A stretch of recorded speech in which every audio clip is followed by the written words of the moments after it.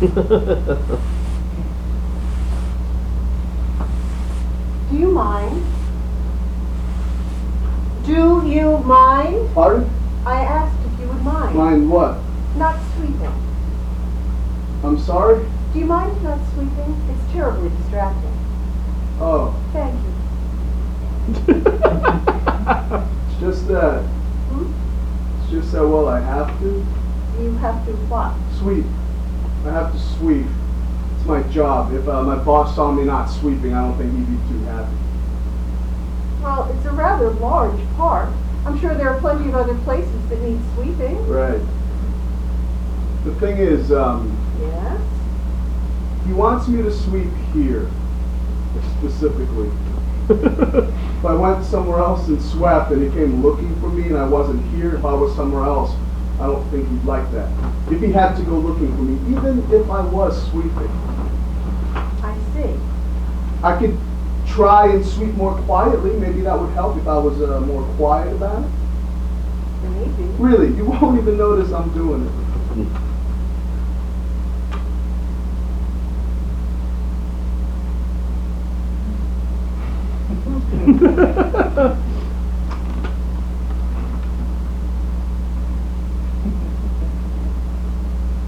What's your name?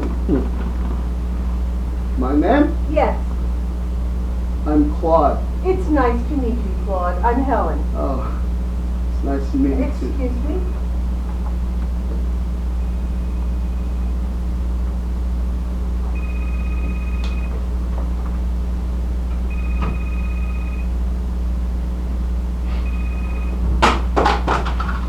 So sorry. What were you saying? I was just saying it was nice to meet you. Claude, why don't you sit down with me? Sit down with you? For a moment, yes. It's a lovely day. It would be a shame not to take a moment to appreciate it. No, I'm not sure. If my boss came by and saw me sitting, I don't think he'd like that I was sitting down. It'll be fine. No, I'm not sure. Sit down, Claude, I insist.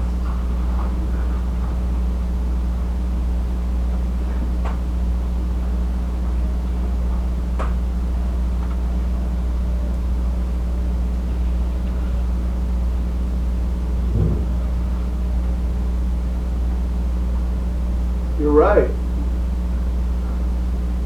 It's nice out here today. I mean, it's a nice day. Yes. Well, I spend so much time out here, but I never really look. You know, I never really look around all that much. Well, I should be getting Can back. I tell you a story? What? A story. Can I tell you a story? No, I really do need to be working. It's a short one, I promise. Okay. I guess I can listen to a story if it's short.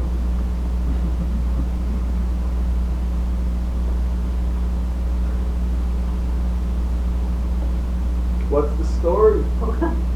When I was growing up, my family owned a small farmhouse in the country. My father built it with his father. Wow. We sold it when I was 10 years old and moved to an apartment in the city. I won't ever forget the look on his face when we left. Can't imagine. Keep something around long enough, anything, sooner or later it starts to grow on you. You know, people get in the habit of living with certain things, and the thought of living without them, whether they have use or value or not, it starts to scare them. When you get right down to it, it's terrifying to give anything up. The summer before we left was the first summer after my mother passed away.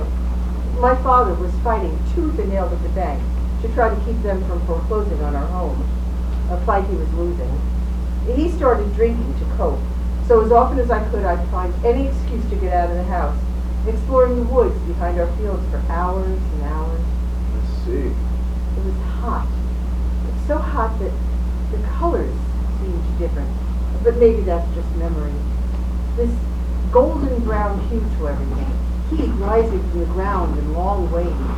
It made you feel disconnected, as though every moment of that summer had already been lived, like it was some great memory and we were all just putting it back together day by day, old friends remembering their youth. It was on a Sunday. Funny how some things stick. I'd been in the woods for so long that it was starting to get dark by the time I noticed it. A small clearing I had never seen before. Now, I had walked every inch of those woods, but here, suddenly, was something new. It wasn't natural. It didn't belong. And that's when I saw him. Right on time. I am? Indeed you were. I've always liked that about you, Helen, you know? Impeccable sense of timing. How do you know my name? We've met before. I don't remember meeting you. Not yet, you don't. What does that mean? It's hard to explain. You just have to take my word for it. I'm not supposed to talk to strangers. Oh, no. Nope. And who told you that? My daddy. That's very good advice. Your daddy must be a very smart man. He is. He must be a very good man. I think so. So why are you avoiding him? I'm not. Really? Really, I'm just walking around the woods. That's all it is you're doing? Yes. Just like you did yesterday. I like the woods. And the day before that. It's cool here in the shade. And the weeks before that. It's fun to explore. You never did used to explore before your mom died. She didn't like it when I came back here. She said things lived in these woods. Bad things. Do they? I don't know. I don't think so. Well, that's a relief. I think she was just trying to scare me. Why would she do that? I don't know.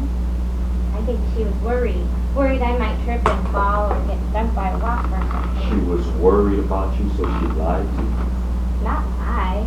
I don't know, maybe something like that. She came back here anyway, even though she was worried about you. Sometimes. Not a lot, sometimes. You've been here almost every day since she died. That's different Why?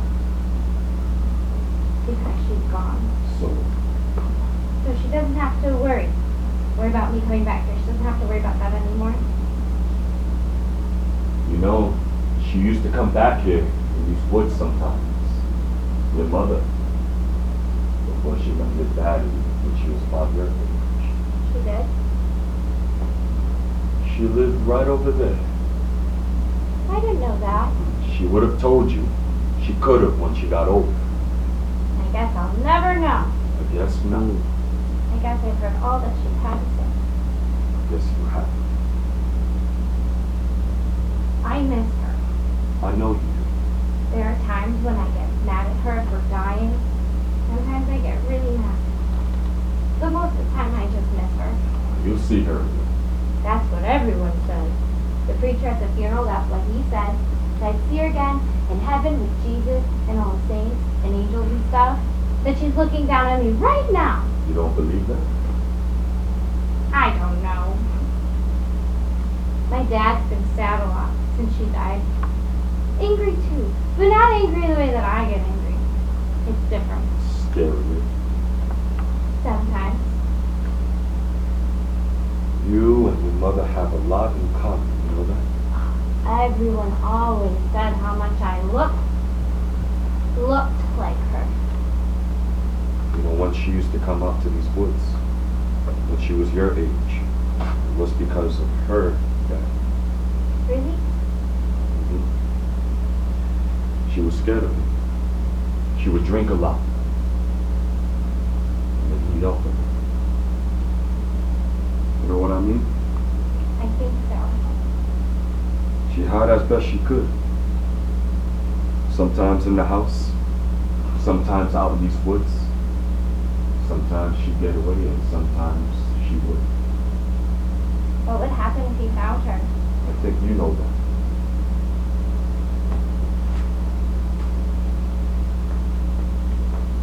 Who are you? A friend. I don't think you are. Helen, the fact of the matter is I have some bad news. Some very bad news to deliver to you. I've seen you before somewhere. I recognize Your you now. father is going to lose the house. No! It's already over. The bank's signing the foreclosure papers as we speak. What does that mean? It means that you and your father will be leaving soon. It means that things are about to become very different for you. Different how? You're not going to have any place to run and hide anymore pretty soon. Pretty soon it's just going to be the two of you. That's not true. I'm sorry to have to be the one to tell you this, Helen. Your father's going to get sad. He's not going to want to feel that way, so he's going to drink, but that's not going to work. And he'll see you. And he's going to think how everyone was right, how you do look an awful lot like your mother. And then he's going to comfort you. And you're going to try and run and hide, but he's fast and he's going to catch you. And it's going to be that way for a long time.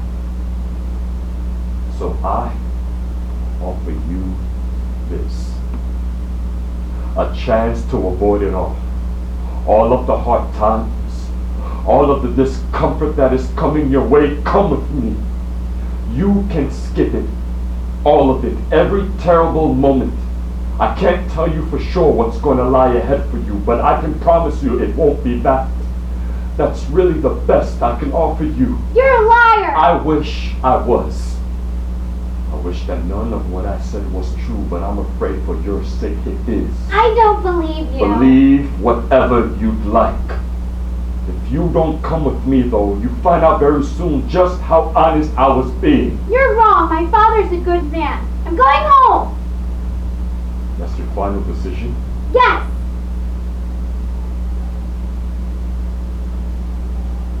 Every time we meet, I always hope it turns out differently.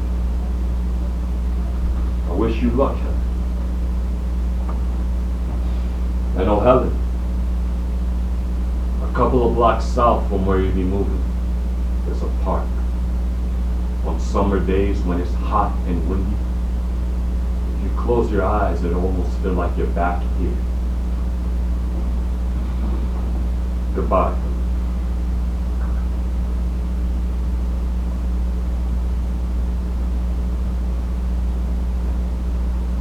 I never told anyone about that. What happened next? What do you mean? Did what you say come true? I don't remember. Mom? Mom! Oh, Jesus Christ, Mom. Hello, James. Where the hell have you been? I've been looking for you for hours. I went for a walk. And you don't tell anyone where you're going? I didn't see any need You to. can't keep doing this, Mom. Do you know how worried I've been? I can take care of myself. I was fine. I get a call from the nurse telling me she has no idea where you are. Well, that's no surprise. That woman hasn't got a clue. You know, I could be in the bathroom and she'd have no idea where I am. I had to drop everything to come and find you, Mom. I had to leave work. I had 2 meetings this afternoon, and I'm sorry. Who the hell is this? Oh, this is Claude. I should be getting back. Claude? Nonsense, Claude. I should have. And am I interrupting something? Well, as a matter of fact, you are. She was just telling me a story. I'm sorry, what? I was telling Claude a story. Oh, well, I'm sorry to interrupt story time, Claude, but I have to get my sick mother back home. You're sick. I'm fine. She's not, and she needs to go back home. I can take myself No, you back can't, Mom, and I'm home. really not in the mood, so if you'll excuse us, No, Claude. of course. Oh, well, really, Claude, don't feel like you have to leave. No, I the really house should yet. be getting back. It was really nice to meet you. Oh, it was lovely meeting you too, Claude. James, was it? Yeah. It was nice to meet you too, James. It's been swell, Claude. Goodbye then. Yes, goodbye.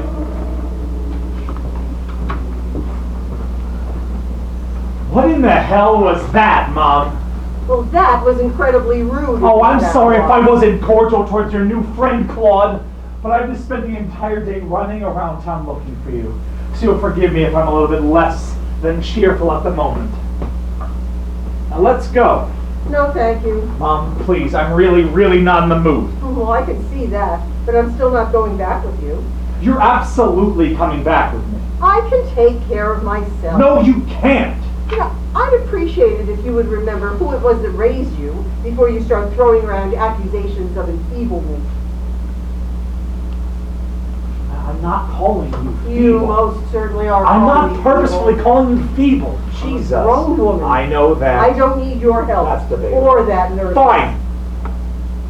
Maybe you're right. Maybe most days you can take care of yourself.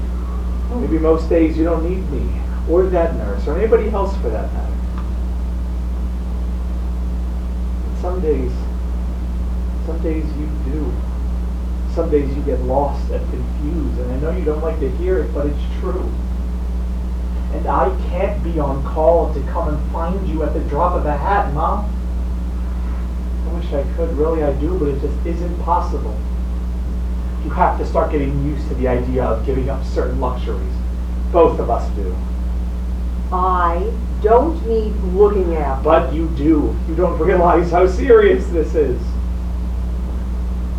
Or maybe you do. You just won't admit it to yourself. If you're sick, you have a disease, and we need to get through it together. Just say it. Say what? The thing you're so terrified to say. Say it. Mom, please, I really don't have time to argue with you about You this. think I do? You know, every once in a while I like to feel as though I wasn't the only one taking this seriously. Yeah, you take this too seriously, you know that? Lighten up, James. At least one of us should be in good health. How can you talk like that? Like you're so cool about everything. This is a serious situation. You need help. You may be right. But even if you are, I'd never ask for help from you. What's that supposed to mean? Nothing. No, please. Explain to me exactly what you mean by that. What I mean by that is, you've always been a good boy, James. And I've always been proud of you, of your initiative, your ambition, your perseverance. But your tenacity tends to lead you into waters that are far over your head. And in the end, you've always been gentle, too gentle to handle the things that are coming my way. I can handle you being sick, Mom. Can you handle watching me die? Jesus, Mom, don't talk like that, all right? You see, that's exactly That's what I not mean. going to happen. You're going to be fine. But I'm not. You know, pretty soon things are going to get difficult. Pretty soon, I'm going to wake up and I'm not going to know how to brush my teeth, or how to use the phone, or how to tie my own shoes. And pretty soon I'm going to start asking you where your father is, why he hasn't come home. And pretty soon you're going to start lying to me and telling me he's at the store, because you can't bear to see the look on my face when you tell me that he passed away 20 years ago. And pretty soon that hope I know you still have inside, that this will all turn itself around, that it'll turn out right, pretty soon you're going to feel that hope burn up and die. And you'll feel those ashes turn into a new hope, a bitter hope that I'll just die and be done with it. Because what will be left of me at the end is going to be a mock of everything I ever was. Because when I do die, James, when this disease is through tossing my memories into the fire, I won't even know who you are.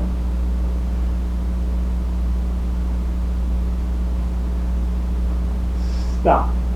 You need to hear this, James, because you don't understand what we're saying. I do, Mom, I do understand. No, you don't, not really. You're not ready for what's about to happen to me. I love you very much, but you're not. We can still beat this thing. There are things we haven't tried. There's nothing left to try. There is. You know, it would only serve to make you feel better, not me. You're throwing in the towel. Oh, honey, there is a world of difference between giving up and facing reality. And there is a world of difference between facing reality and being too afraid to put up a fight. I'm not the one who's going to have to do the fighting. Don't you understand that yet? You haven't thought this thing through, James. You think skipping out on work is bad? Well, what are you going to do when that nurse needs a day off? And what are you going to do when that nice apartment of yours starts to smell like a hospital, like piss and bleach? And what are you going to do when it's just you and your mother who's soiled herself? For Christ's sakes, Mom. I know things might get real bad real fast here, but whatever happens, I'm ready for it. Oh, sweetheart, you say that now. Stop patronizing me! I'm not patronizing you. Peter, I love you very much, and this is very flattering. But there are some things that I would rather die than see you do. What exactly are you getting at here, Mom? You want me to put you in some home? Cut you out of my life so you feel a little more, I don't know, dignified? Try to understand, James. Things come and things go. That's just the way the world works. You know, getting all worked up about it is That's not an going to change excuse, and a shitty one at that. Oh, no. That is reality. All right. Not for your sake, or mine. Make some effort to get better here. Oh, honey, I promise you, if that card were anywhere in the deck, I would. I would try my hardest. I would stay home, and I would endure that nurse, and I'd swallow those pills, and I would never leave the apartment without a chaperone, and I would lovingly eat that deep-fatted... Oh, now thiamine is supposed to significantly increase cognitive... I would do all those things. For both of us. If I thought for even 1 second that there was even the remotest chance that it might do any good. But James, you and I have both known for a long time that becoming well was never an option for me. I really wasn't planning on having this conversation today. Or ever, for that matter. Neither was I. But here we are. Yep. Here we are. How was it that you found me anyway? Chip in your phone. GPS. Oh, I always hated that. I know. Look, I'm leaving. What? I'm leaving. I'm going away. What does that mean? You know what that means. No, Mom, I don't know what that means. What are you talking about? I'm leaving. I mean, I'm going away. From here, from this place, from you. You're not serious. I don't have very many jokes left in me. Where do you plan on going? Well, I don't think that's terribly important to you. Of course I think that's important. Well, truth be told, I'm not sure where I'm headed exactly. West, I suppose. See the oceans, drink from a geyser, howl at the moon.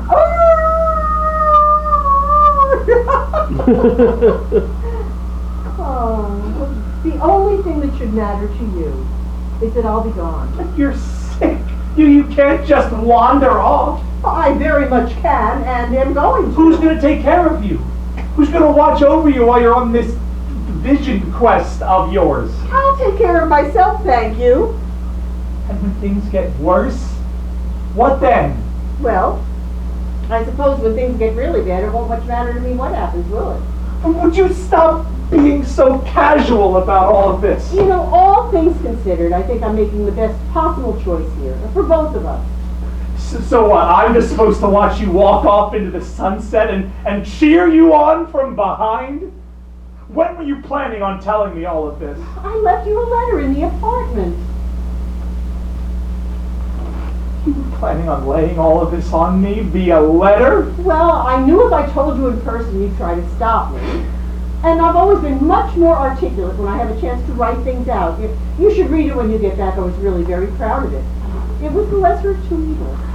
You're not the first person in the world to get sick, Mom. So can we please go home and handle this like two rational adults together, please? I am dealing with this very rationally. I've never had such a headache. Listen. It's been really nice getting to say goodbye to you in person like this. You know, I'm glad I was can't able believe to. this. And you should be too. Because if I stayed around much longer, you wouldn't have a chance. You'll be back. You know that you'll get confused and lost out there, and someone will find you and they'll ask you who you are, and you won't be able to tell them. So they'll look for your things and they'll find your wallet. And the next thing you know, they'll be knocking on my door. You're only delaying things, Mom. The only thing you're sparing me is a few more good months with you. Which is exactly why I didn't take my wallet with me. Also, I withdrew some money from your account. I hope you don't mind. I figure with the money you'll save when you let that nurse go, it should balance itself out. You're serious. I'm afraid so, sweetie. And there's nothing I can say to stop you? I'm afraid not. I love you, Mom. I love you too, James. You know, it's been a pleasure the time I've had to spend with you. I wish I could have more, but in the end, who doesn't? Please don't go. Goodbye, James. Keep your chin up. It's a good head you've got on your shoulders. A little naive, perhaps, but I imagine that'll all work itself out in the end. Oh.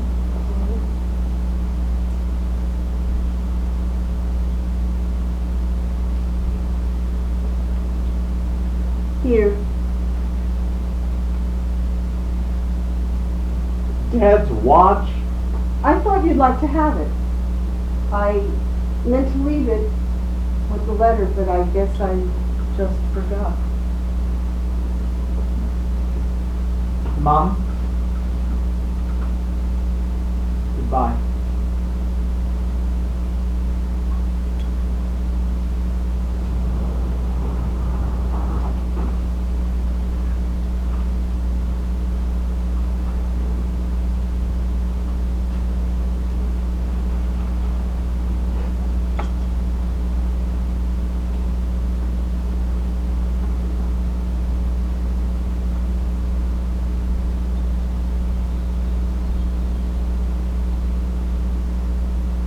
Hi. Fine. And you? No, I had to cancel. No, I wasn't feeling too well. I'm fine now. Really, I think it was just nerves. I'm sure. Hey, listen, can we meet up? Now, actually. If it's not too much trouble. I'm at our bench, strange enough. Couldn't tell you, honestly. Alright, see you soon. Change. I'm sorry. Change. I don't have any. What do you mean? I mean, I don't have any change to give you. Change! Alright, fine.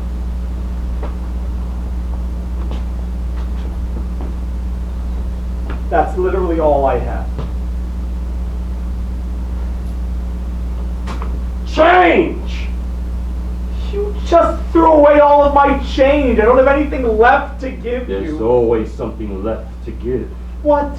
You have a hearing problem. What? Change! Change, you goddamn sissy! Crying into your suit sleeve for all the world. What do you expect, huh? A free lunch? A blowjob? A parade? Strut around on clouds? Or Hey, you have no idea what I've been through today. Hey! I have no idea what you've been through yesterday. Yeah, well, I'm really sorry about that.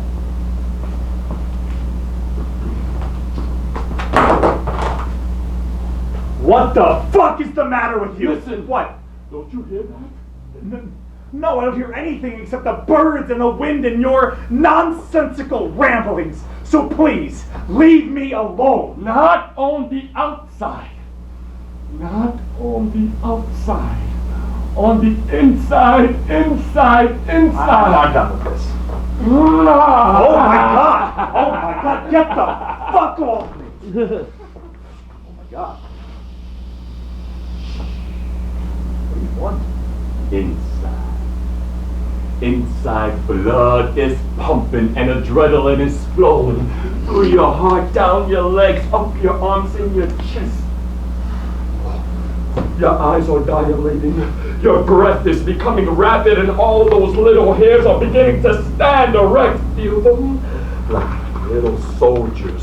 All those lonely, desperate men in their smoke-filled halls with them girls covered in their underwear and shame and power. It's exciting and scary. You like it and you hate it. And you always, never, ever wanted to not stop again. Listen. My wallet's in my back pocket. Just take it. My phone is right there on the ground. You can probably get something for it. Just let me go and you can have them both. It's fun down here on the bottom. You know that? wading in the shallow water. It might be murky, but damn if it isn't cool. I can believe it. We hoot and we holler down here. If you're still, you can hear us on hot, sticky nights in June. It's frightening from afar, but all in good fun. We scream, we moan, we sing, we dance, we drink, we fuck, we laugh, and we cry. Oh God, how we cry. We weep, we moan, we fall to pieces, and we leave each other scattered on the ground. Sometimes you pick up the wrong ones, or sometimes the pieces get lost, kicked under a rug or behind a couch, but that's all right. Because it's better than the alternative. You know the alternative, don't you? Can't say that I do. Sure you do, Jimmy.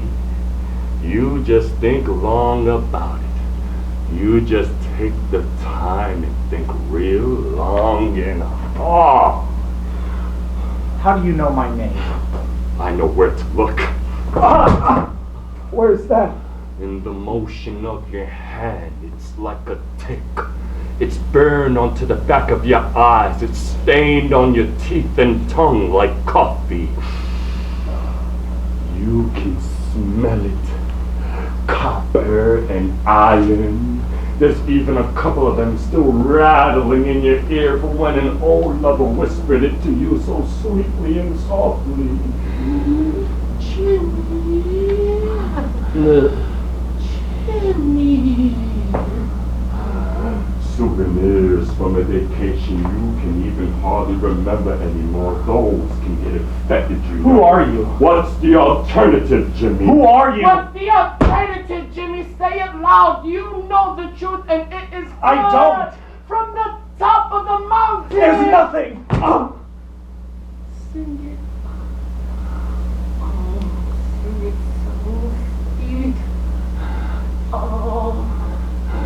Oh, whisper it right into my ear. Yeah, like a breeze.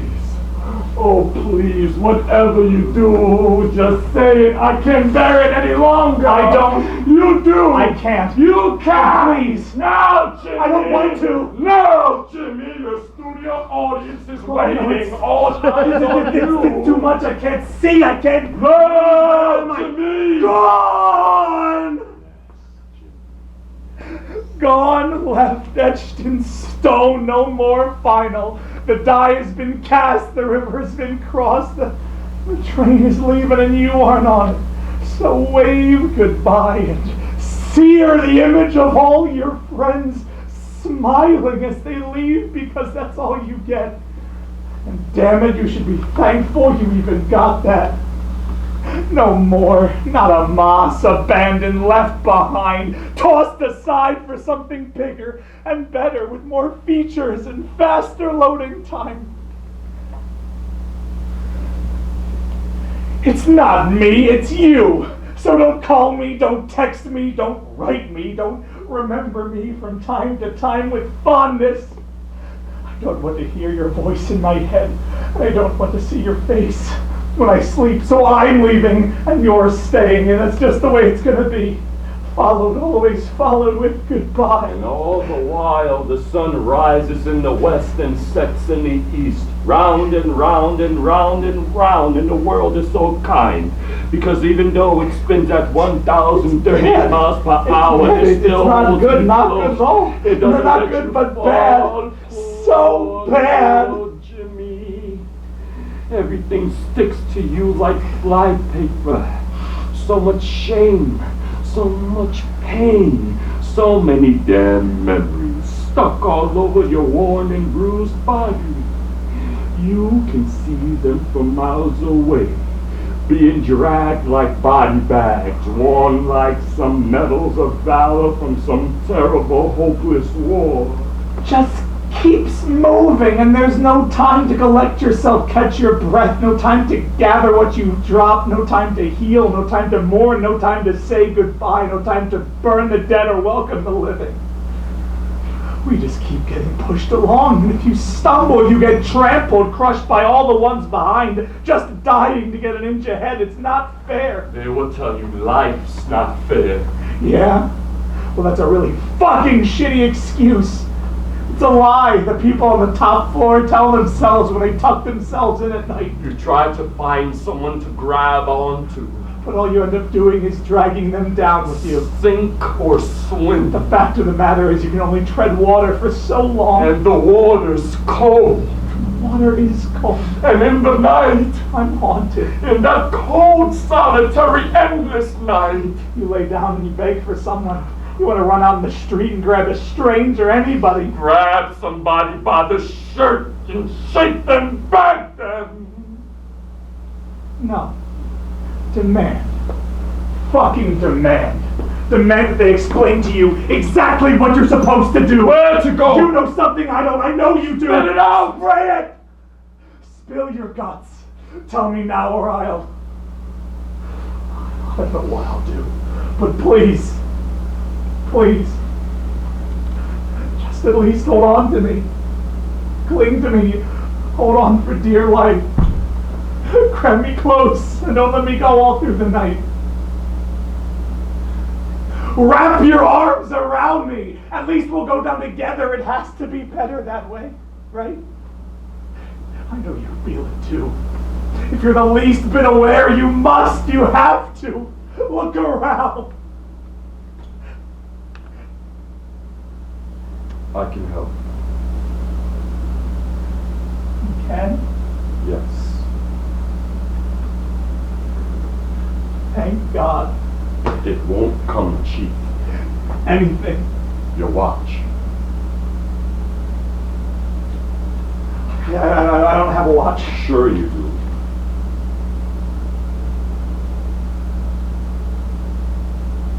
You mean my father's watch? Bingo. But this keeps the time. I know. But without it, I won't know when I am. I told you it won't come cheap.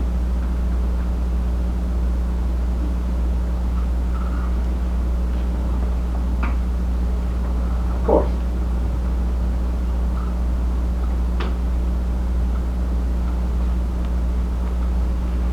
Wonderful. Right this way, my good sir.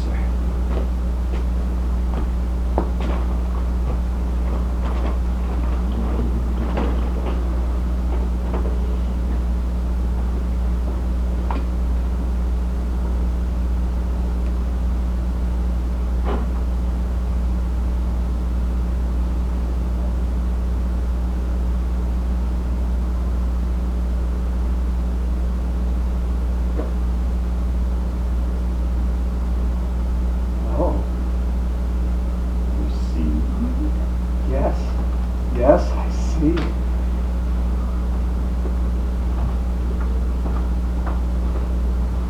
Is he bothering you? It's James, right?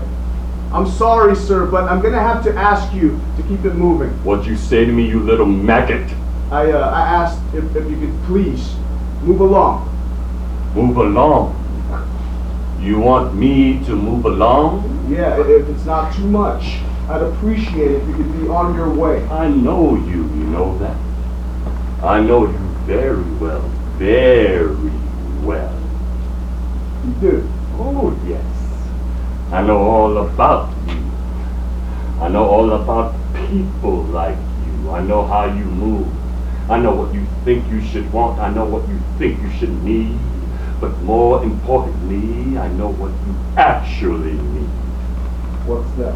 You need a swift kick in the pants, a broken nose, 2 black eyes, and a split fucking lip. No!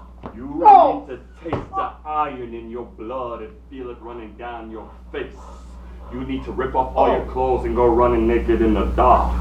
You need to spend a couple of nights numb in a padded room and eat your food out of a compartmentalized plastic tray. You need to set your hair on fire and then laugh as none of the people watching try to help you. You need to drink until you're speaking in tongues, and then you need to drink some more. You need to take a girl out on a nice Italian dinner and be witty and charming, and then fuck her without wearing a condom and not call her the next day. You need to throw away all of your umbrellas. You need to eat your PB&J without cutting the crust off. You need to cowboy up, partner. You need to realize that all of this is going to end and there ain't nothing you can do to stop it. You need to listen to me. Are you listening? Yes. Yes? What? Yeah. Let's see. Good. On the corner of Lakebrook and Hard, there's a coffee shop. Where is this coffee shop? Lakebrook and Hard. Correctamundo. Right now, and I mean right now, you're gonna turn around and you're gonna walk to that coffee shop. And when you get to that coffee shop, you're gonna go up to the counter and you're gonna order yourself a cup of coffee and you're gonna take a sip without blowing on it. And then you're gonna look to your left. Do you understand me? Yes. Then what the fuck are you waiting for? Ah!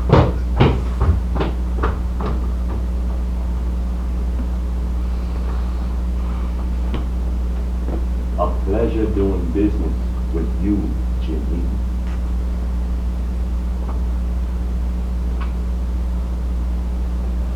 Thank you. Anytime.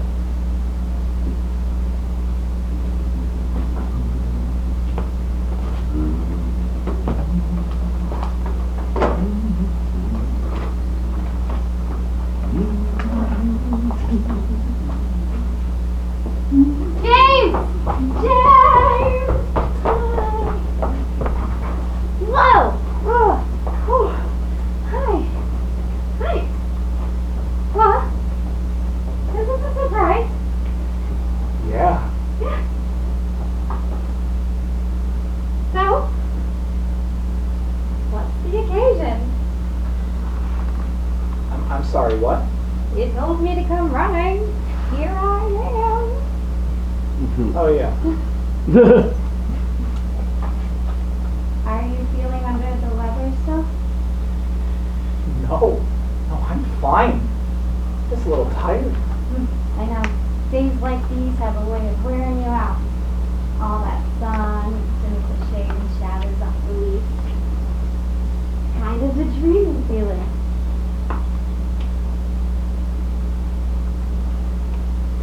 So, what inspired you to come all the way out here? All the way out here. To our bench? I don't know.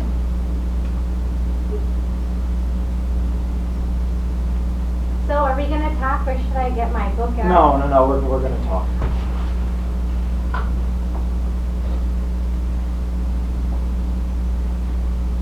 So?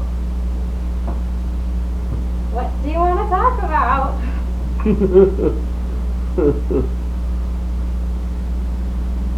Do you remember that time when we were driving to your parents' house on the 4th of July and we got lost on the way? Of course. It was 2 a.m. before you finally decided to admit defeat and ask for directions. But by then we were so far gone we couldn't even find your gas station that was still open. And we were so scared because it was pitch black and we only had a quarter tank of gas and neither of us had any service on our phones. You were scared too. We were both yelling at each other, screaming, blaming each other, and both of us were right and both of us were wrong. And it didn't matter because we just needed to do something that made it feel like we were making progress and not just going around in circles. So I pulled over. I stopped dead. I was so confused. And I got out of the car and I just started walking because I couldn't stand to be in it for 1 second longer. And I screamed for you to come back. It was dark and cold and you took the keys and I couldn't believe you were leaving me alone. So you followed me. So I followed you. We kept walking and walking. And I demanded to know where it was you thought you were going. And I couldn't tell you, because I didn't know. And then we found that lake. You didn't say anything. Because we didn't have to. We took off our clothes. We ran into the water like we were It possessed. was freezing. Our breath just hung in the air. Our skin was coarse and raised in the cold. You were frail to the touch. And you were shivering. And you held me. And we made love. Again. And again. And you said that you were mine. And your lips were blue. And you said that I was yours. And your hair was frozen. And it was the truth. And when it was all over, the sun was coming up. And we found our clothes. And we found the car. And we found the highway. And we told your parents that we had a flat and we had to stay in a motel. And they believed us. Because why shouldn't they? And we never told anybody about that night, not even us. Because why should we? It was a secret. And it was just as delicate as the surface of the water was that night. It was just for you and me. So we kept it away. And we kept watch. Until now. So do you remember that night? No. My mom left. What? My mom left. She went away. She went away where? I don't know. Didn't she tell you where she was going? Not really, no. Well, when will she be back? I don't think she is coming back. What are you talking about? My mom left. She went away. She's gone. I don't know how else to say it. She's sick. She can't just go off on her own. Well, she did. So you just let her go? What was I supposed to do? I mean, you didn't just try to stop her? And do what? Pin her to the ground? We have to do something. What do you propose we should do? I don't know. Call someone? Who should we call exactly? The police, for starters, would make a whole lot of sense to me. And tell them what exactly? The fact that you're so calm right now is kind of freaking me out. How would you rather I act? Like you gave a shit that your mother is wandering by herself somewhere. Jesus Christ, Sarah, could you let go for once in your life? Please. What are you talking about? Everything. Every goddamn moment with you is so calculated, so precise, so fucking mapped out. And if, God forbid, one little thing falls out of sync, you crumble to pieces. I wouldn't call your mom being lost and all alone one little Can thing. we stop talking about my mom? I'm trying to talk about you, about us. I'm not doing that right now. Yes, you are. No, I'm calling the police. Someone has to. Your poor mom is probably scared to death. My mom has never been scared of anything in her life. Well, I'm scared, okay? Is that alright with you? She needs our help. You should be ashamed of yourself. Would you sit down and talk to me? I mean, actually, really, eye to eye, sit down and talk to me. We haven't spoken in years. You know that. This really isn't the time to get into that, don't you think? No. I think this is the perfect time.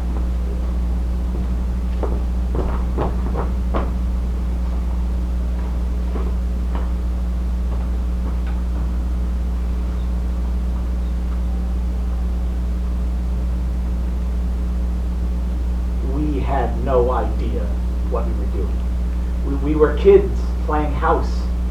We just started running ever since we met, and we just kept running, and we figured as long as we didn't look back, everything would just kind of fall into place. But I'm tired. I'm really fucking tired, and I can't keep doing it. I'm really sick and tired of asking what the fuck it is you're talking about. This, us, you and me, right here. I can't keep it up. I'm exhausted. I'm beat to shit. I wake up every morning feeling empty inside, and the only way I can get through it is to tell myself that this is how everybody feels. But I don't think it is anymore. You met me on a Saturday. It's not normal, Sarah. It's not natural to feel this way. You took me to the movies for our first date. I drove. I accepted it. I accepted it because I thought, I don't know, I thought it was my duty or something macho like that. Grin and bear it. We dated for 4 months before you told me you loved me. Pull your weight. I was lying on top of you and you whispered it into my ear. But it's too much, and I'm sorry, but it's true. It's too much for me to handle. It's too much for me to carry. I didn't hear you when you first said it. You had to repeat yourself. And part of me still loves you. But the fact of the matter is the only reason we are together is because it's familiar. Since that day, you told me you loved me 13,147 times. We are familiar and comfortable with each other, and finding someone new would require effort and time and an investment of emotions that both of us are too afraid to give. You've met 9,898 of them. We're not really happy, and we're not really sad. We're in this emotional limbo that's left us pretty much numb to everything else around us. The last time was June 1st of last year. But that's not exactly true, because I'm sore. I ache all over, all the time. We were at David and Allie's wedding, and he was the best man. And I was wearing a black dress, and you were wearing a tux with a cummerbund you hated so much. And we both had taken off our shoes because Jesus was in Gilbert. And because you knew how hard it made me laugh every time you tried to do the moonwalk. And it was easier in socks. It used to be that you would walk in a room and I would just light up. I could feel it. I would burst into flames and every inch of me would crave you, would cry out for you. I had no choice. You were halfway drunk and the room was dark and candlelit and you were slow dancing while Nancy Williams sang Moon River because that breakfast at Tiffany was my favorite movie. But now I look at you and all I see are the pictures of Elvis, my mom, hung on the wall. I see the dog-eared worn-in books on the shelf. I see photo albums and old records. I see the teddy bear that I slept with while growing up every single night. You looked at me, you kissed me, and you told me you loved I me. see a million things I've loved and used and cherished. And the song I ended. see a million things that I've outgrown. And we went back home. I drove. I see a million things that I don't need anymore. And that was it. As much as it breaks my heart to say. There's the first and last time for everything. I can't keep lugging all of these things around. And that was mine. I'm leaving you. No, you're not. What? You're not. You're not leaving me. Oh, look, Sarah, I know this is hard to hear, but it's what I have to do. Fuck you, James. You don't have to do anything. You're making a choice. That's not the point. And lugging me around, what is that even supposed to mean? Can we just set a few things straight here? I'm not a record. I'm not a photo album. I'm not a picture. I'm not an old worn book. And I'm not your goddamn teddy bear. I'm the woman who sleeps next to you every night. I'm the one who's cooled your forehead whenever you've had a fever. I'm the one whose hand you damn near crush every time we're on the airplane. And I'm where your mind wanders whenever you start to feel lonely. This isn't easy for me either. Good, Sarah. because I intend on making this a hell of a lot harder. You're such a coward, James. I'm not. You are! Everything you've said, all the promises, it's just been What? bullshit. What promises? I didn't make any promises.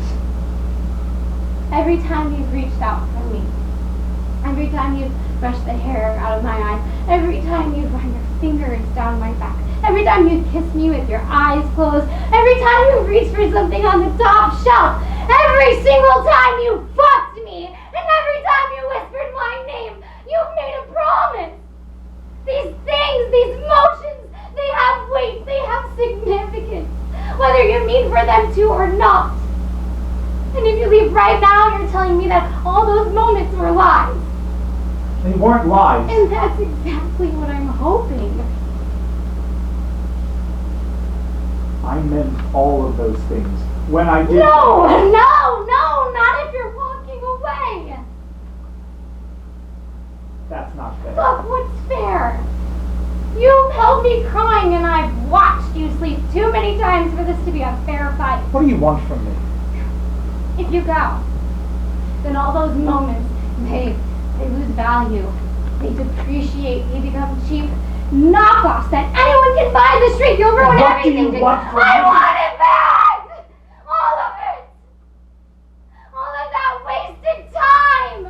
Those wasted tears, those wasted laughs, those heavy heartbeats, and birthdays, and phone calls till 4 in the morning! I want a refund! You're defective, you're flawed, and I want to make a return! I want to go back to day one and tell you, no. Tell you, I'm flattered, but really I'd prefer to wait around for someone who's not going to toss me to the side of the road some sunny day in the future because, oh, the mood struck. You give me that, and we're square. Even Steven, we can shake hands, we can go our separate ways and live our separate lives, and you wouldn't have to worry about little old me ever again.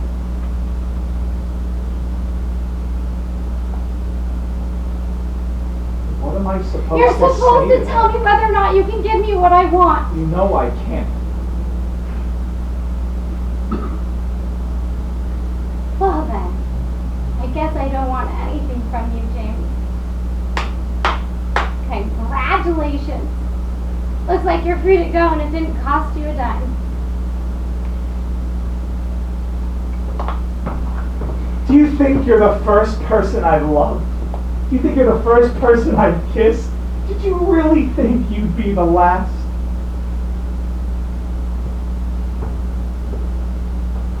You know, for a minute there, yeah, I kind of did.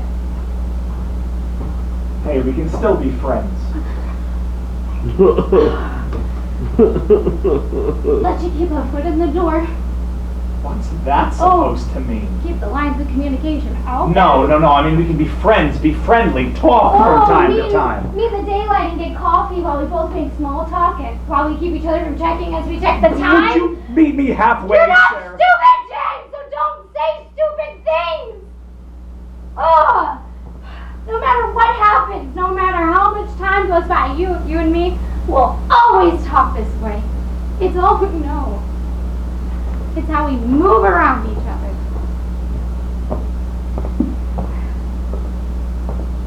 Yes, this is it. You'll be back, you know that, right? Once you start to realize the nights are stretching out and those new girls in your bed aren't me. Once you realize that homesick feeling in your stomach isn't going away, you'll be back. If you need me, you know where to find me. That doesn't mean that you'll be there for me, though, does it? Bye, Sarah. So long, James!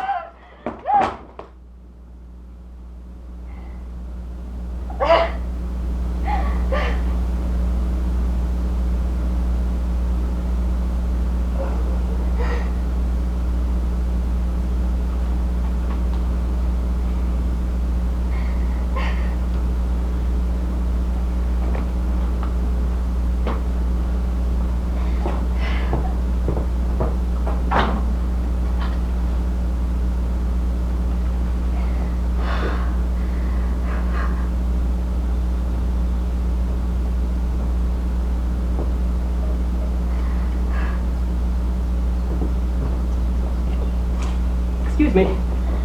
I'm sorry, but I think someone dropped some... Oh, Sarah? Sarah, I didn't recognize you at first. How are you? It's so strange running into you here. I'm fine. Hey, listen, is any of the stuff yours? I think someone's backpack broke or something. Yeah, that's all my stuff. I'm glad I stumbled along before someone else found these there. Here you go. Yep, just drop them wherever. You don't want them? Not particularly. Alright then.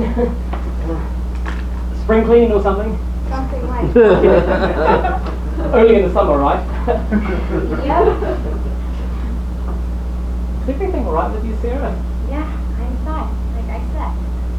Are you sure? You're coming across as kind of blue to me. Still, I promise I'm fine, I'm just enjoying the day.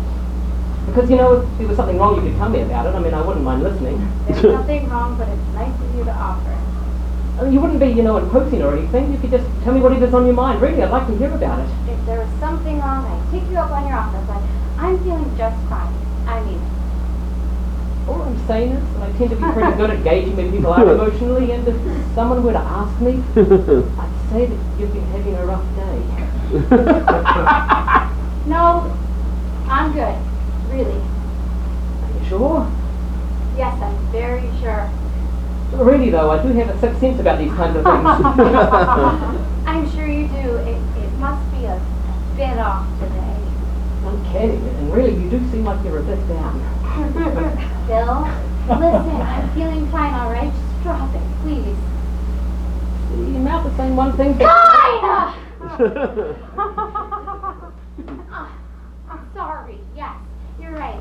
I'm having a bad day, and I just really rather not talk about it. If that's all right with you. No, of course not. We don't have to talk about that. Thank you. I told you I'm good at reading that kind of stuff, didn't I? Yes, you sure did.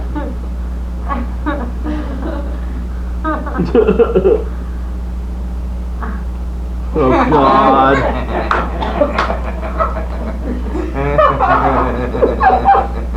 So, would you maybe want to grab a drink or something, take your mind off the thing? No, thank you, but really, all I want to do is sit right here and enjoy the day. Come on, just one drink. I promise we don't have to talk about anything. It'll do you good, That's very kind of you. I'm just not in the mood. But what if I told you I'm buying? Nope, thank you. I appreciate it, though. It's all right. So what if I told you that if you're not feeling better by the time you've finished your drink, that I don't know. I'll come to work tomorrow in my underwear. I mean, that's how confident I am in my abilities to cheer you up. The answer is still no. Come on, that's a great deal. How about if I told you I'd show up naked? I'll see you at work tomorrow, Bill. It's only a drink. I don't see what the harm could be. There's no harm. It's just bad timing, okay? But seriously, just one small drink and then I'll leave I you said alone. no! Oh, I'm sorry. I do not want to go and get a drink with you.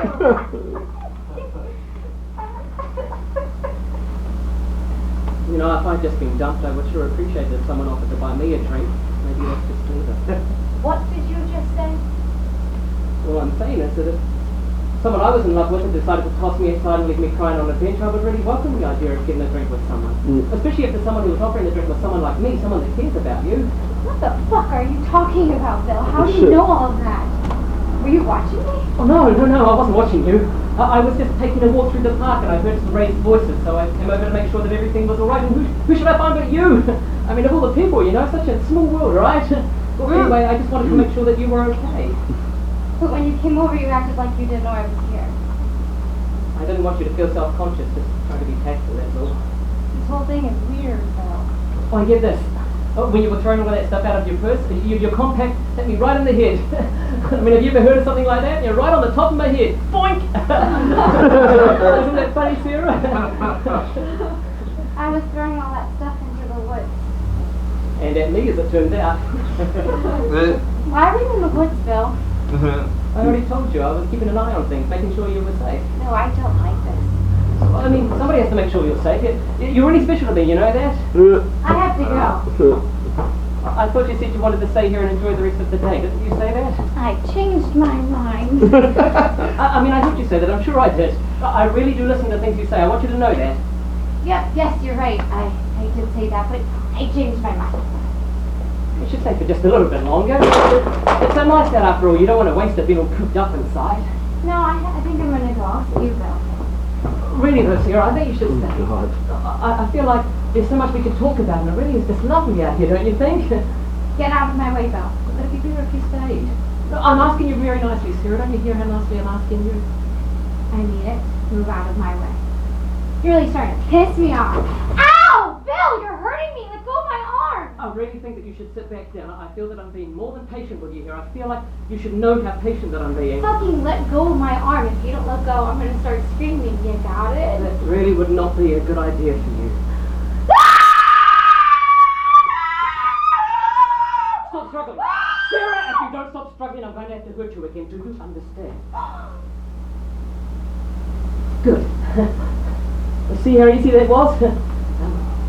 Now, in my hand and against your neck is a surgical grade scalpel. Do you feel it? Nod your head yes or no.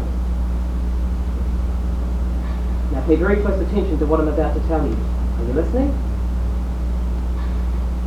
If you don't do exactly what I tell you to do, exactly how and when I tell you to do it, I'm going to drag this blade across your throat. You understand? A wound like that would sever both your carotid artery and jugular. If you were in the middle of a hospital surrounded by surgeons, they would never be able to put you back together again in time. You would bleed out in less than 2 minutes, and I will be the last thing that you will ever see. You understand? The good news is that you would be dead before your mind could even register the pain. I thought that was considerate of me. Isn't that considerate of me? I wouldn't do that for everyone.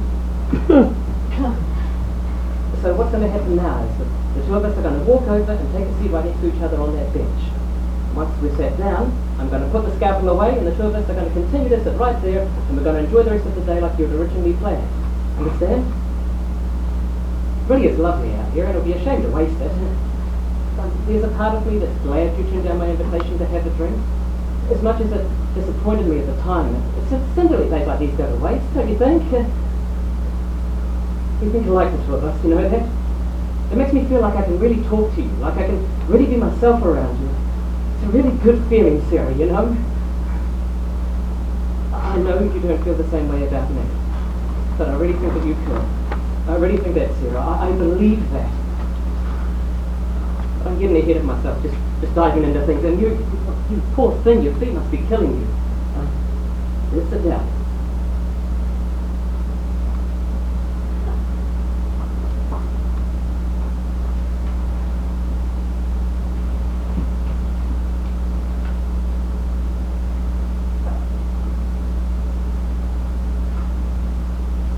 Put this away now. But before I do, I think it's only fair that I tell you that I also have a 9mm loaded with hollow point bullets. If you try to run, if you try to scream, if you try to call for help in any way, I promise you will never leave this place alive.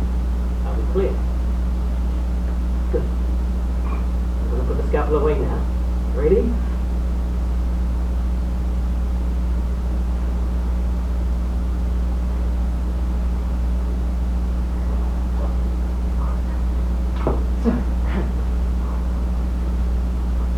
Let's talk.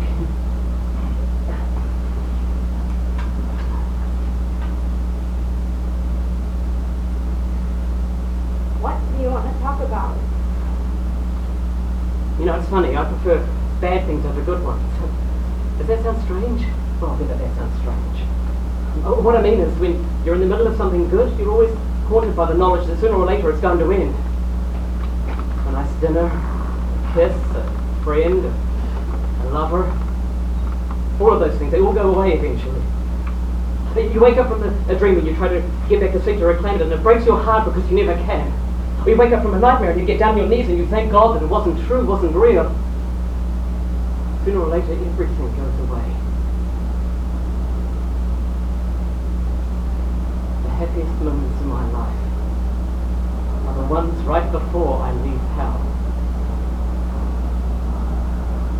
It's this moment right now, because I'm finally about to talk to you.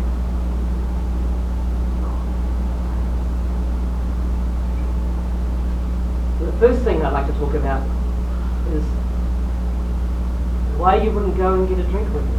Should we go get a drink now? No, I think you both know that it's too late for that now. I'd really like to go get a drink. I'd like to go get a drink with you. I'm sure that you would like that, but that isn't going to happen. Please, Bill, I don't know what I was thinking before. And that is my question. What exactly were you thinking before? I don't know. No, that's not a very good answer now, is it? Come on, Sarah, it's not a hard question. Why wouldn't you go and get a drink with me? I was upset. Why? James left me. It's very upsetting. Yes. It upset you so much that you couldn't go and get a drink? Yes. I don't think that's true, Sarah. It is. let's say that your roommate Rachel... How do you... Ow! Don't ever interrupt me. I need to know that you understood me. I need to know that you understand not to interrupt me. Do you understand that? Yes. Good. As I was saying, if she had come along instead of me and offered to take you out for a drink to take your mind off of things, I think that you would have said yes, don't you? I don't know. Oh, come on, Sarah. She's your best friend, your bestie, your BFF. If she had come along and offered to take you out, what would you have said? Yes. We're making progress. So the question now becomes, why did you say no to me? I don't know.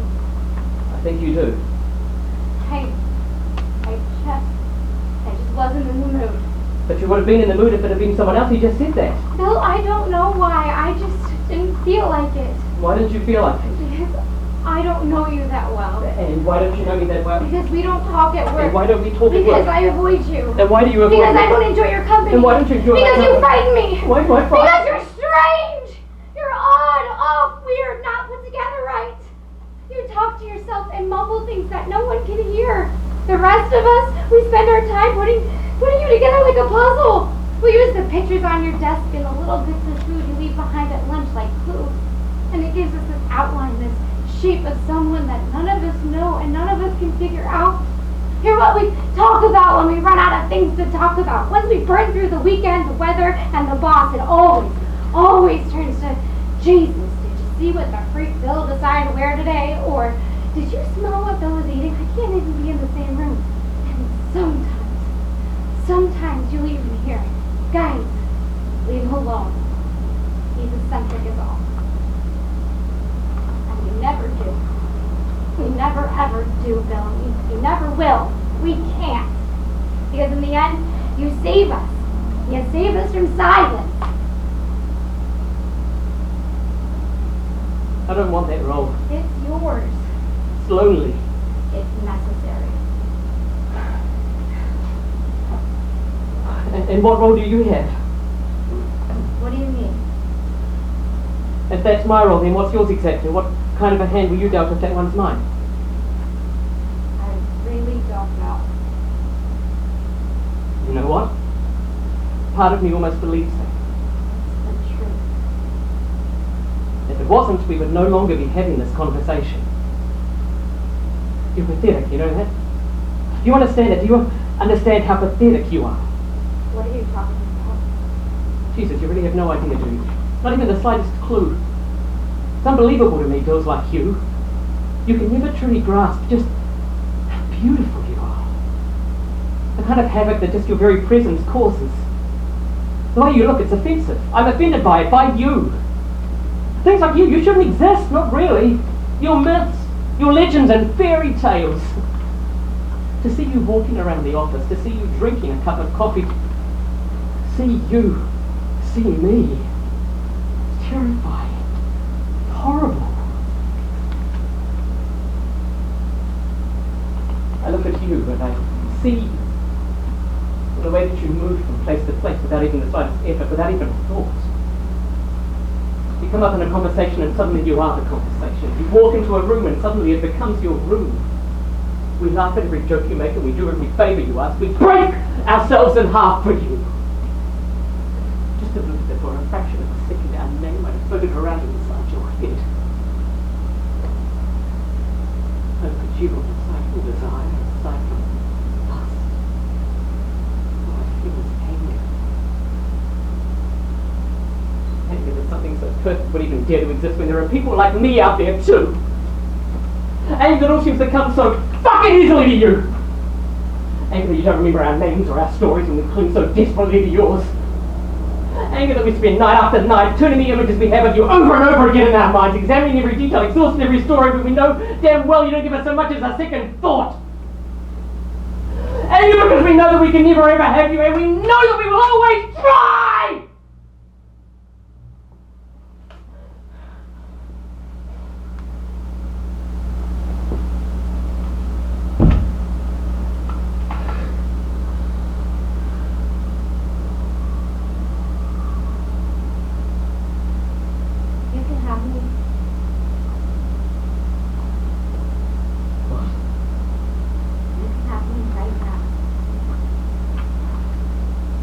you talking about? We can be together right now, just you and me. Because I believe that all of this is ours. Yours and mine. I like that. We could live together. We could build a house. We could be husband and wife.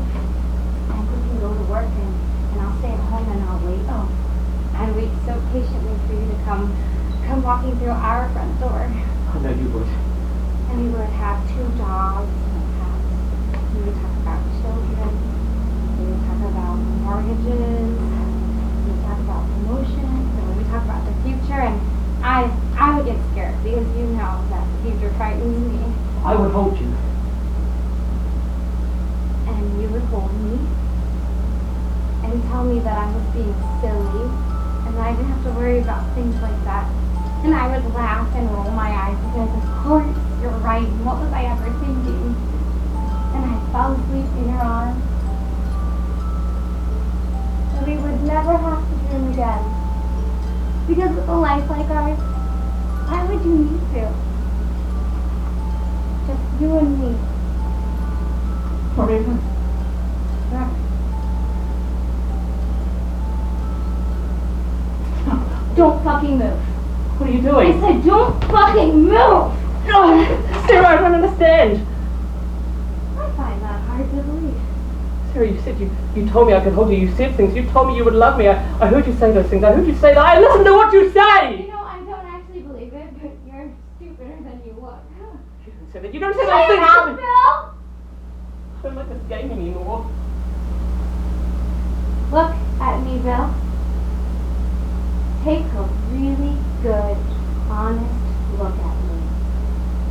Look into my eyes and tell me what you see. I would eat you alive. Do you know what would happen to you? What would become of you if you ever felt my full gaze? You would be leveled, turned to salt and dust, and removed, no more! My indifference is the greatest gift that I could possibly give you. And if there was any part of you that I actually wanted, I would rip your world to pieces to get it. You're not strong enough. You're not whole. You crave this idea of me that you've made up in your mind. This plaything that can cook for you, and clean for you, and moan for you, and beg for you, and tuck you in at night. Something you can put in the closet when you're done playing with it, and yell for your mom if anyone else tries to play with it. So here's what I'm going to tell you to do. Run away, Bill. Run far, far away, screaming in the other direction. Run for your life. Run back to the temple that you made to me and pray at my altar. Pray that I never turn to you again, that I never notice you, that my eyes will always pass over yours. Do you understand me? Good, now tell me I'll never see you again. You'll never see me again.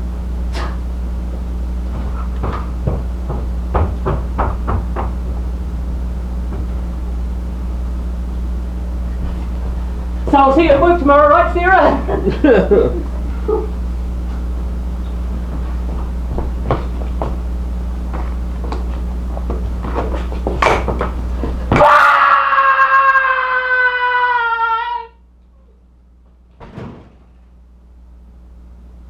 So if you just keep heading straight down this path for about 10 minutes or so, that will lead you straight out of the park.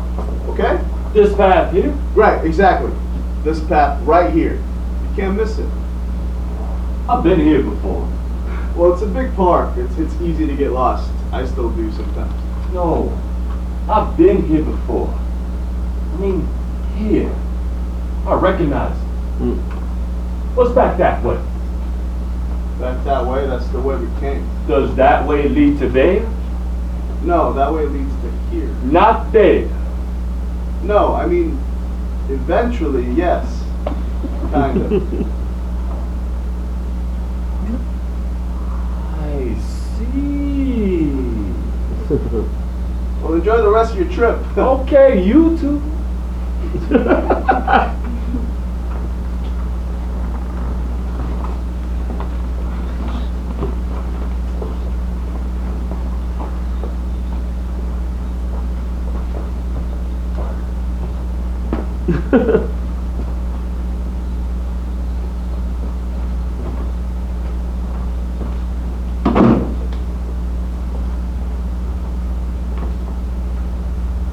Bill? Is that you? It's me, Claude. Remember? From CUNY. We graduated together. Claude? Yeah. Oh my God, I didn't even recognize you. How are you? I'm good. How are you? I'm good too. Yeah, everything is good. Good.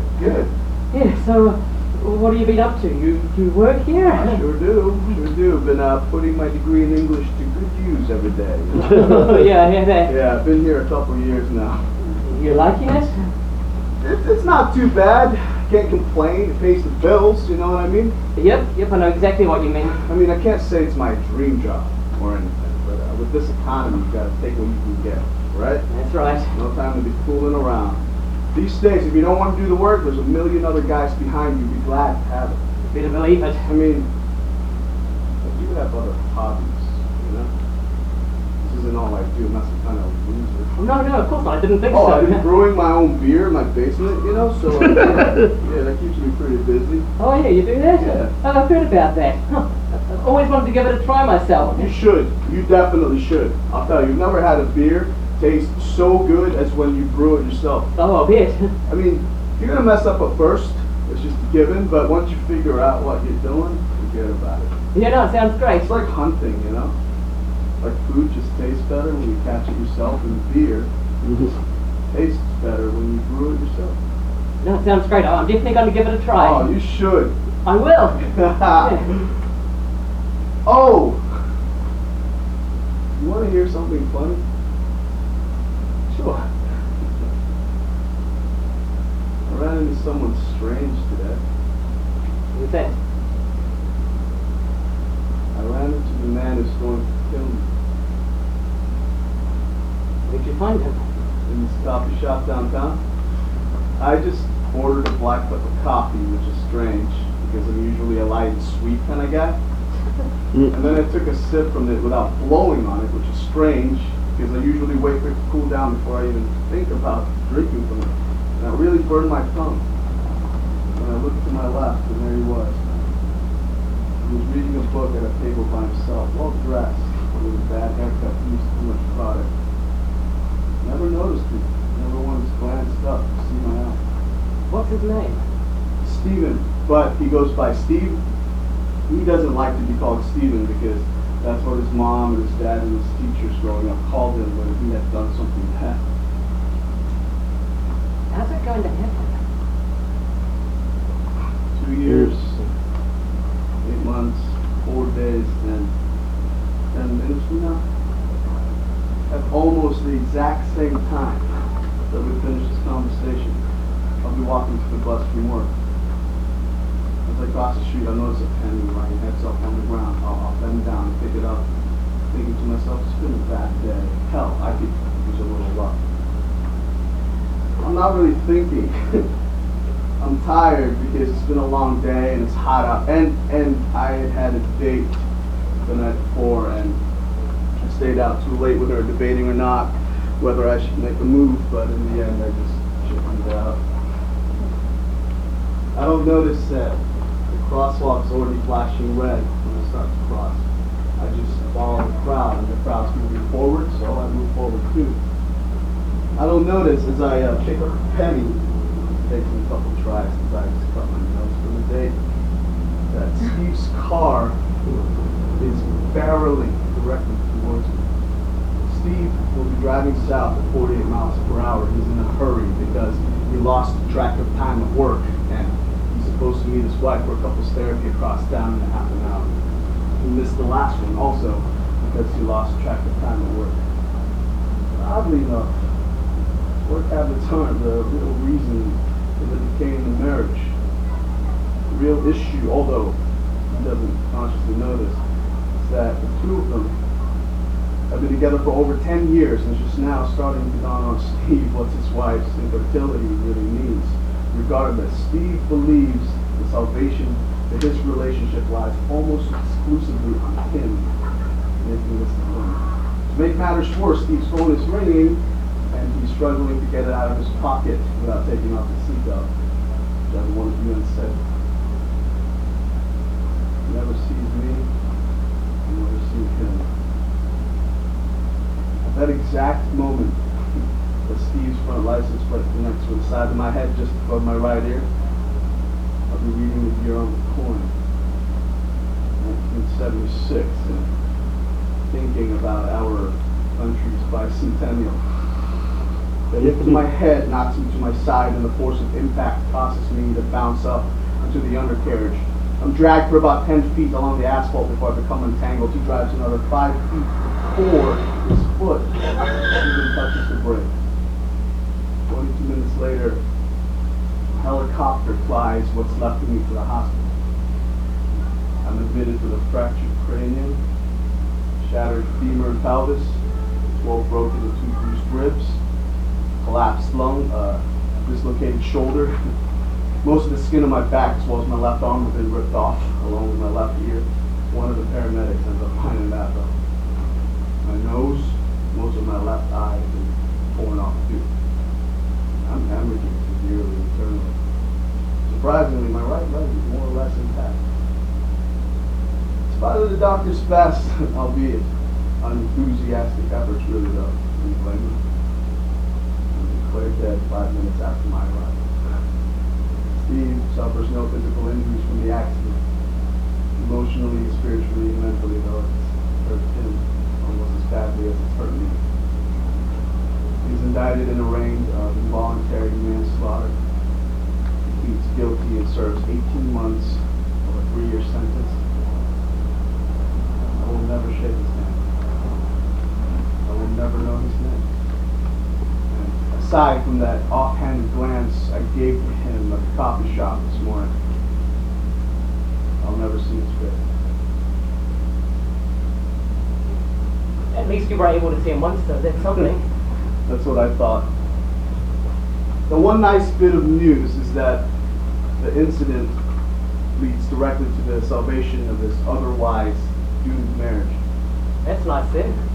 They end up adopting a child. Steve doesn't feel comfortable letting her behind the wheel until she's well over 18. She's going to go her entire life without getting into an accident. Sounds like a lesson was learned. Exactly what I thought. Just look at me. I feel like I've done nothing but talk about my problems. How are you, Bill? I'm good. I'm good. Everything is good. Your work? Well, work's good too, you know. There's nothing to write home about, but it pays the bills. Your family? Everyone's good here too. Oh, my niece just graduated kindergarten, actually.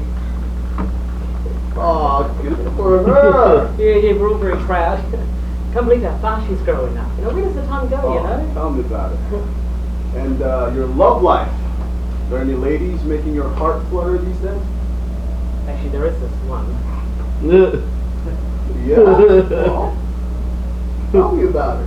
It's this girl I work with that I've had my eye on for a while. To tell you the truth, before today I didn't even think that she knew my name.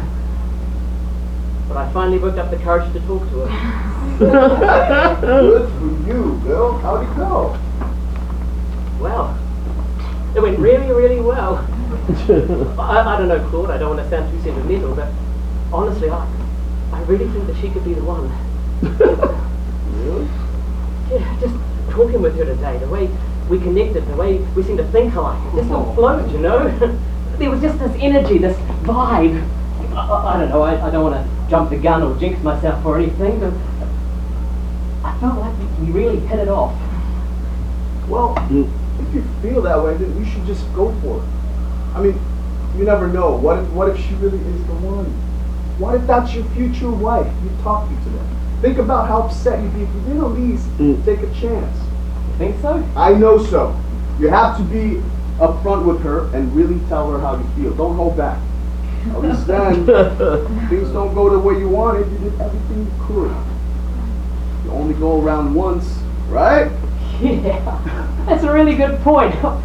Thanks, George. Of course. Listen, I actually need to be heading out, but it was really good running into you. Hey, we should meet up more often. Definitely. Yeah, give me a call sometime. We'll figure something out. Lunch or brunch or something like that. No, it sounds like a plan. I'll see you soon, Claude. You too. Oh, and good luck with your lady friend. Thanks. Exactly. Listen, just tell them that the papers have to be in my hands absolutely no later than noon tomorrow, understand? Of course I'll. Hey, listen. Let me call you back, alright? Thanks, though. There you are. You looking for me? Have I been looking for him, he asks. Now, what kind of silly question is that? It's absurd, it's ludicrous, it's ridiculous, it's preposterous, it's all the other us's you can think of and some you can't. Have I been looking for you? Only high and dry and low and wet and every single place in between. Well, then, glad you found me. Well, that makes the two of us. Now, come on. We've got arrangements to make and papers to sign and contracts to draw up, but don't you worry. Because afterwards there's champagne to drink and caviar to eat and soufflés to deflate. I don't like souffle. I've always heard that you are a hard man to please. That you were never satisfied with anything short of the finest things in life. That once you see it, nothing stands in between you and your desire, but to actually witness it firsthand. It's breathtaking. Really. You take my breath away. You do. Now I knew I had to be on my A game, but I can't say that I was prepared for this. No soufflés. I was sure the soufflés would get you, but that's all right. Don't you dare think for one moment that they sent an amateur in here to do a professional's job. No, sir. You drive a hard bargain, friend. But what if I offered you bubble wrap to pop? You know, that's always satisfying. Of course it is. Who doesn't love popping bubble wrap? Who could possibly resist? I know I couldn't, and my palate is nowhere near as refined as yours. It's very flattering. I've been told I have a silver tongue. I believe it. So, what do you say, friend? Do we have a deal? I'm not sure. You're not sure? You gotta be kidding me. I just threw in bubble wrap to pop. Bubble wrap, for God's sake. What more could you want? What else can I have? What else could you have? What else can he have? What else could you want? All right. You backed me into a corner. You got me up against the wall, and I do not like to be up against the wall. Full disclosure. In this business, you got two options at all times. Fight or flight. When you back a man up against the wall, you cut off half of them, but I'm no cop. I'm not the one to just roll over and accept defeat, so I'm going to tell you what I'm going to do. Are you listening? Now, I can't make any promises until I get the go-ahead from my supervisor, but what if I told you I could get you putting on clothes straight out of the dryer? How about that, huh? Would we have a deal then? That's always nice. You better believe it. One of the best things in the world, best I can think of anyways. So what do you say? Do we have a deal? Yes. Beautiful! No. What? What exactly is the deal again? You're asking me what the deal is? You're wasting your time on a triviality like that after the things I just offered you? I suppose I am. The details really are unimportant. They come and go, they don't stay long, so why worry about them? All you need to worry about is to say yes. Got it? I'm not sure. Well, tell me what I can do to make you sure. What can I do to make this right for you? Well, make this good. I know what I'm getting, so what are you getting in return? Something inconsequential. Something you'll never miss. Really? I'll just bore you if we start discussing it, and I'm practically doing you a service taking it off your hands. I'd like to know anyway. It's just what? It's just a few of your memories, that's all. 1 or 2 good ones, 5 or 6 bad ones, and a couple of handfuls in between. I promise you, once they're gone, you won't even miss them. I suppose I wouldn't. Exactly so! It's a deal then, right? I guess I'd be a fool if I turned it down now, wouldn't I? You sure would. Deal. Ha ha! You know it is! Oh, there's just one last stipulation. You really are killing me. You know that? You're driving me nuts. You're playing me hot and cold. I have a half a mind to cut my losses and take my business elsewhere. No one could ever blame me, and that's the truth. No, it's a small one. It really is.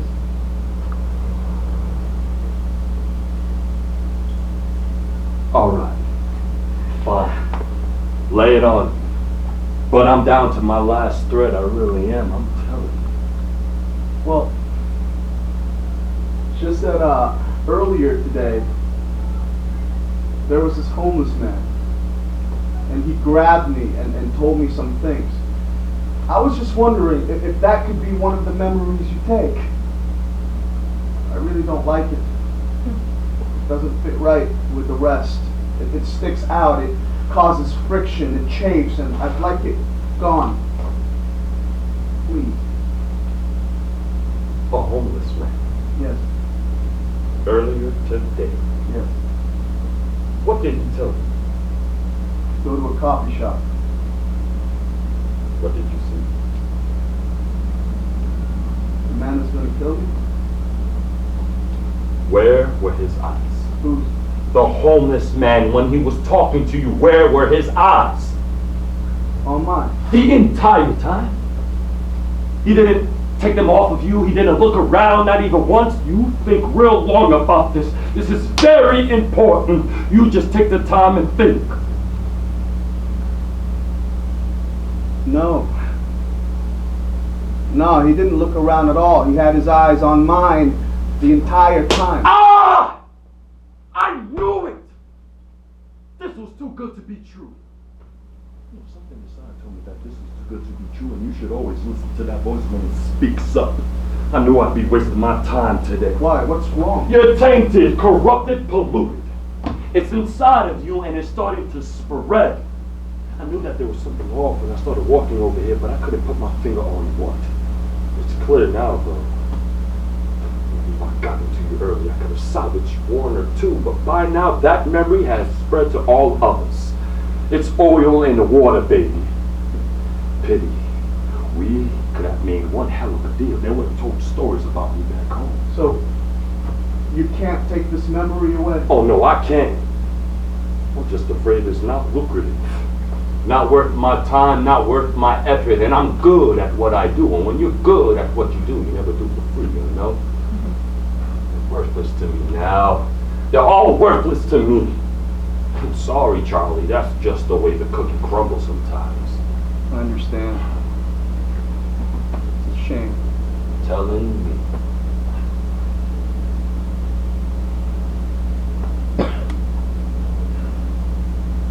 Is there anything else I can do for you today, sir? No, thank you, but no. I'm on an extremely tight schedule, and this has eaten up far more time than I intended. Time is money, right? Mm-hmm. Right on the nose, sir. Right on the nose. Have a good life, friend. You as well.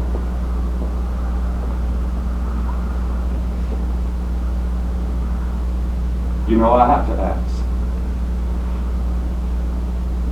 What was it like? Seeing your death.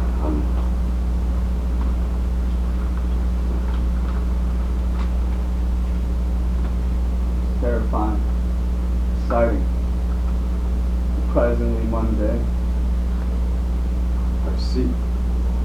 So, did he show you where to next? What do you mean? I mean, where to after? Heaven or hell? North or south?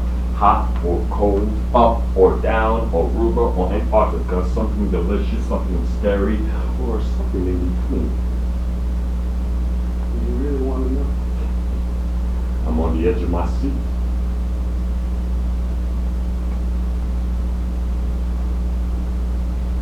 Once upon a time, there was nothing. Absolutely nothing in the entire universe but a point,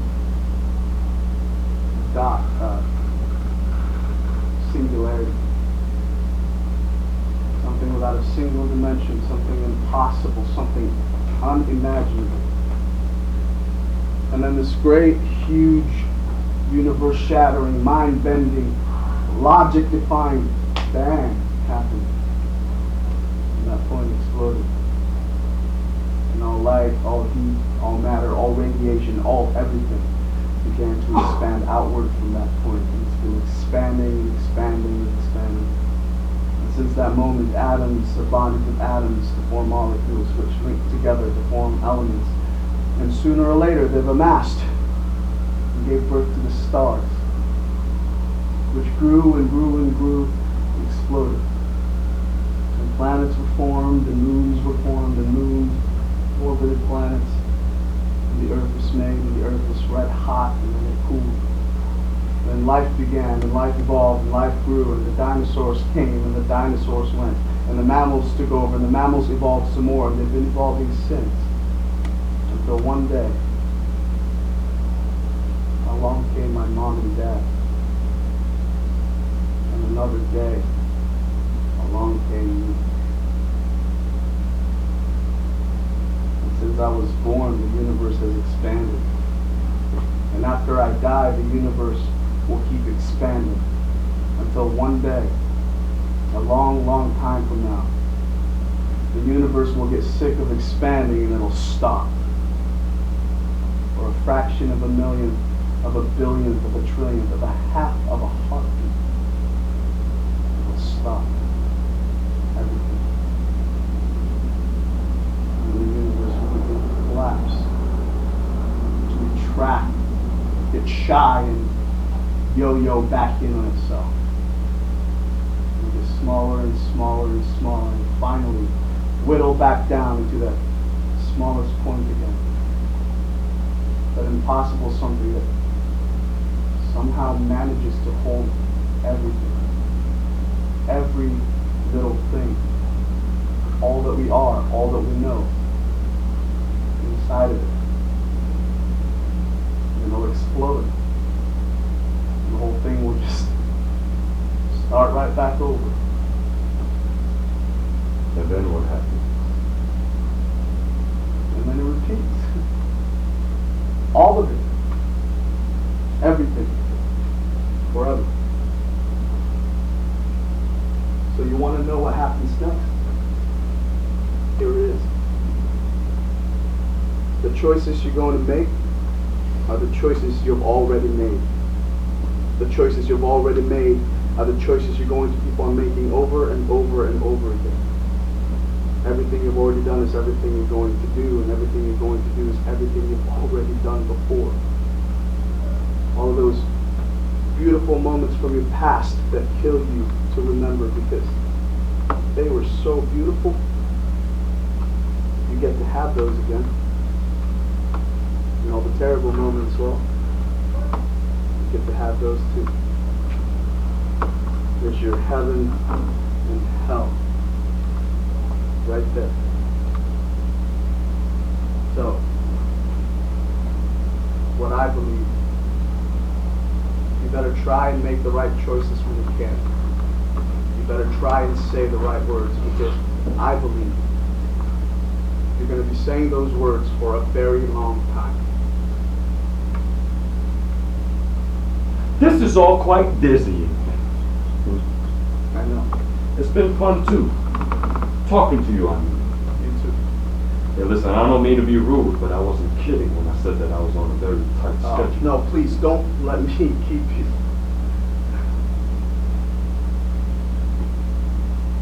See you around. I think you will.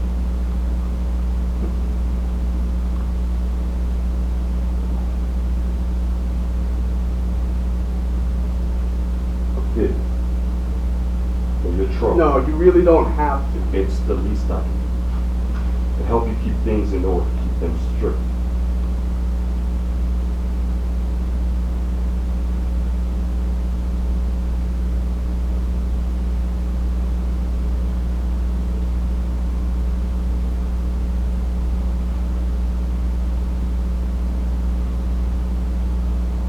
Where will you go? I couldn't tell you even if I wanted. All I know is that I'm expected.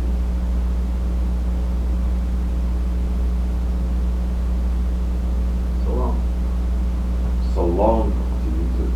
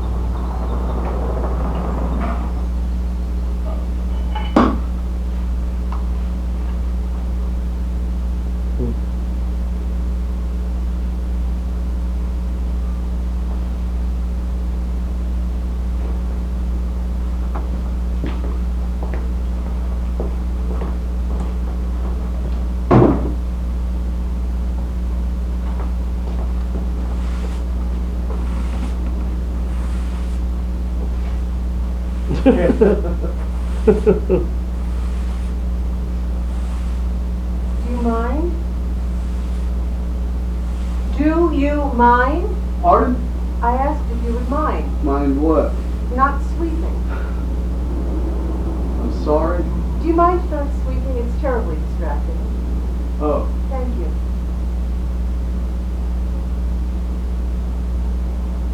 Helen. Right?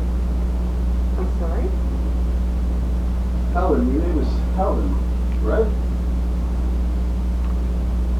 You're leaving, you're going away somewhere because you're sick. How did you... Your phone.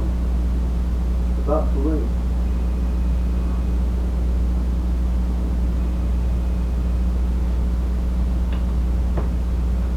It's James, he's looking for you.